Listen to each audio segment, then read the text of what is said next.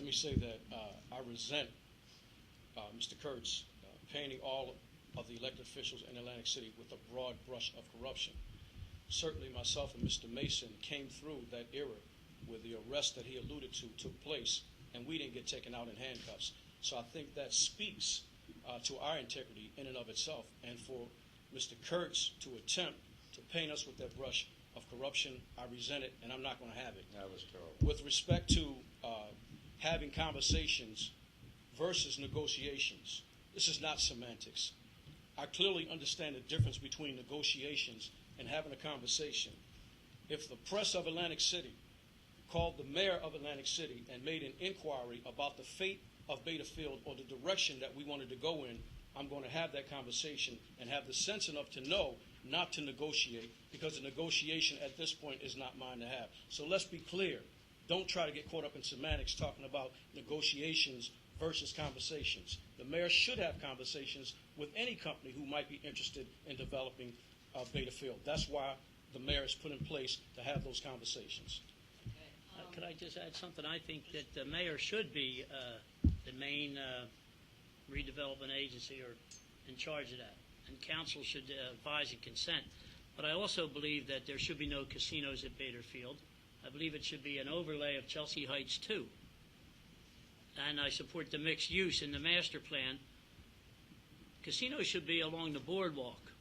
We got to complete Atlantic City. This is 30 years down the range, and there's no family entertainment on the boardwalk except the image of Steel Pier hanging over.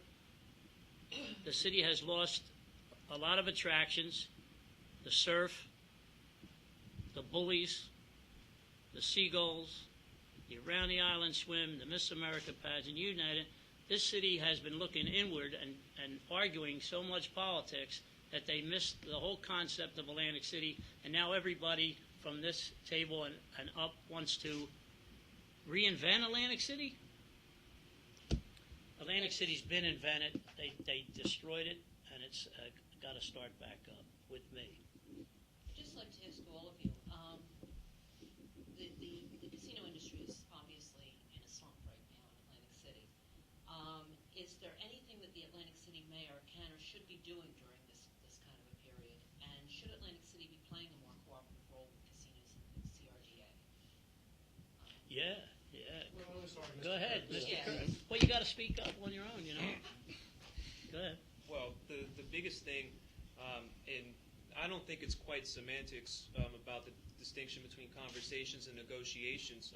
When the city is agreeing to have a clear request for proposal process with a firm and an adequate process, that the mayor, especially leading by example, needs to just show absolute respect for the process in light of those arrests that were referenced before, because no matter who you talk to, that's still the stigma on Atlantic City. And I don't think any of our elected officials have, by example, made it clear that the process will rule with regard to future development. I also see the mayor as a figure for lobbying. I mean, as mayor, I would be up there in Trenton and in Washington, D.C., fighting for sports gaming. I think that we need to have sports betting here in Atlantic City. And those would be two big things: getting rid of the stigma of corruption, as well as fighting for sports betting. Well, I want that seat on Creta. That's another reason I run for mayor. I think it's 17 seats, and only 3 of them are local, and they have to have better input. There's been reports in your newspaper about non-attendance of people that have seats on that to defend Atlantic City. And I think there should be new Creta legislation. That may help the casinos. I think the reval and the property tax is going through the roof. If you're talking about hurting the casinos, that hurt the casinos. It also hurt we as property owners, those who own homes. The reval, which was late and should have been done earlier, I think if Mayor Langford would have succeeded or succumbed to Judge Small's order to have the reval back a few years ago, we would have been assessed at a lower appraisal value and our taxes would have stayed low. But to put it off so late, triple appraisals and doubling the taxes, that really hurt everybody, and we've been paying that for the last year. As far as helping casinos, I think the casinos, or whoever for the last 30 years, didn't complete the boardwalk, it's not developed, that's on them. First of all, let me respond to Mr. Polillo. Obviously, he is ill-advised and misinformed. It was the Langford administration who started the process of the revow, which was some 21 years late. It was my administration who listened to the edict coming from the judge, who ordered the revow, and we started the process. So I did exactly what you said I did not do. Mrs. Lynch Calloway, I have to disagree with the premise of your question. You couched it as saying, what would we, the city, and us as mayors do to be cooperative with the casinos and their interest? This administration is working cooperatively with the casinos and their interest. I meet sometimes individually with the heads of these casinos. My phone is always open. If they ever need to have my ear, they have it. The Chamber of Commerce, the Casino Control Commission, whatever agency that is espousing something positive for the city of Atlantic City, my office is in full cooperation with them. So I disagree with the premise that there is not cooperation between the city of Atlantic City and the casinos. There is cooperation. I agree, though, with the heart of your question that there needs to be that kind of partnership, that kind of cooperation, because inasmuch as we may have all come over in different boats, we're all in the same boat right now. And we're going to sink and swim based on what we collectively do in working together to make sure Atlantic City survives and continues to thrive. Mayor, before we go on to Denny Mason, I just want to ask, you're saying that your phone is always on. What kind of conversations are you having with these executives in terms of help that you're... For an example, today, before coming over here, I just met with Kurtz Bashaw, who is not a casino owner yet.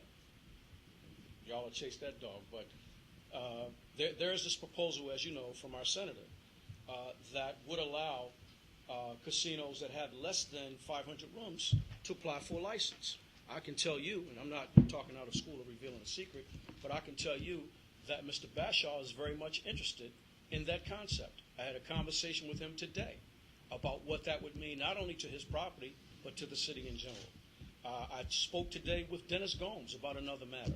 I constantly am in contact with different casino executives in the city of Atlantic City based on their current projects or future aspirations. So that level of cooperation that you speak of is in fact and indeed happening. But these are status reports, or are there actual specific things that you're helping them to accomplish? That's what I'm wondering.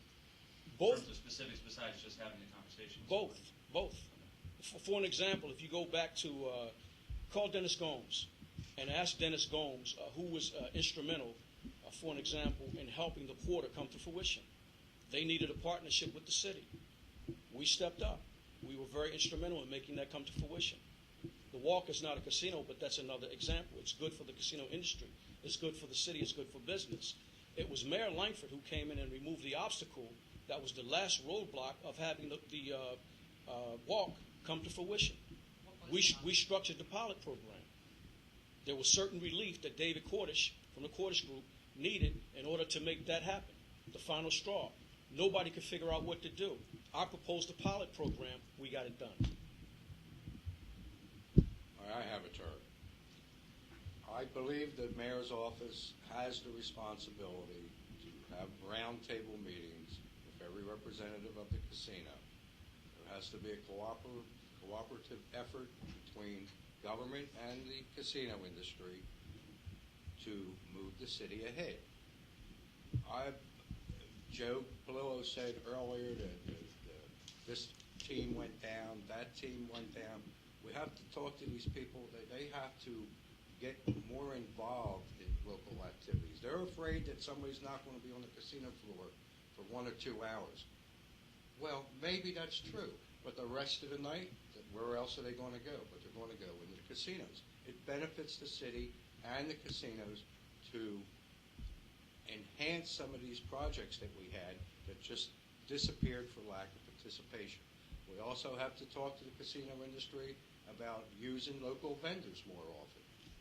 They're gone all over different states.